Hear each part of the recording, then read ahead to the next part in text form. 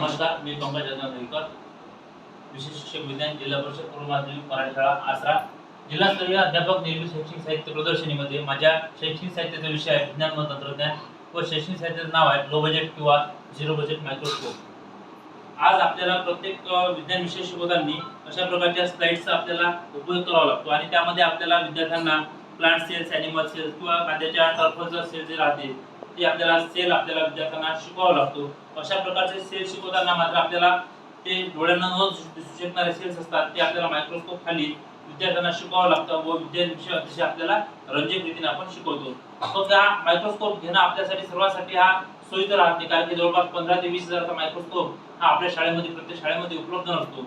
मग हा प्रत्येक शाळेवर कसा उपलब्ध होईल हा विचारातून मी हा एक मायक्रोस्कोप तयार केलेला आहे, ज्याला आपण अतिशय झिरो बजेट मायक्रोस्कोप म्हणू शकतो. कारण की यामध्ये मी 15x आणि 10x अशा प्रकारचे लेन्स वापरलेले आहे, ज्याला आय लेन्स म्हणते. आणि हे जे आहे ऑब्जेक्ट लेन्स या ठिकाणी मी वापरलेला आहे. यामध्ये दोन बॉटल घेतलेल्या आहेत, त्या दोन बॉटलला मी अशा रीतीने कापलेला आहे आणि यामध्ये जे आहे ते मी पहा तुम्ही या ठिकाणी न्यूजपेपर लावलेला आहे आणि त्याला वरून रंग लावलेला आहे, काळा रंग, जेणेकरून कुठल्याच प्रकारचा त्यामधून प्रकाश हा ट्रान्सपरंट होणार नाही किंवा रिफ्लेक्शन होणार नाही. मग या आय लेन्स मधून मला पाहायचं आणि या ऑब्जेक्ट लेन्स मधून मला कुठल्याही प्रकारचं जे स्लाइड आहे या ठिकाणी, जसं मी आता हे अलगी जे स्लाइड आहे ते अलजीची स्लाइड मी या ठिकाणी लावलेली आहे आणि खाली मी त्याला प्रकाश यावा म्हणून एक एलईडी बल्ब लावलेला आहे. खाली या बॉक्स मध्ये बल्ब लावलेला आहे आणि या छिद्रामधून त्याचा प्रकाश या ऑब्जेक्ट लेन्सवर येणार आहे.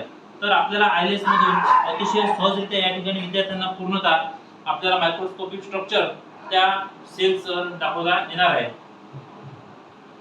बटन जवळ होतं काय. त्याचप्रकारे आपल्याला अशा स्मार्ट टीव्ही आपल्या प्रत्येक शाळेमध्ये स्मार्ट टीव्ही असते आणि हा आपला मोबाईल असते. मोबाईल हा लेन्सवर लावून आपण सर्व विद्यार्थ्यांना अशा प्रकारे डिजिटल पद्धतीनं आपल्या मोबाईलचे या कोणत्याही प्रकारची स्लाइड, जसं स्पायरोग्रा अलजी हे स्लाइड आहे, असे सर्व विद्यार्थी पाहू शकता व आपल्या विज्ञान विषय शिकवण्यासाठी अत्यंत उपयुक्त ठरू शकते.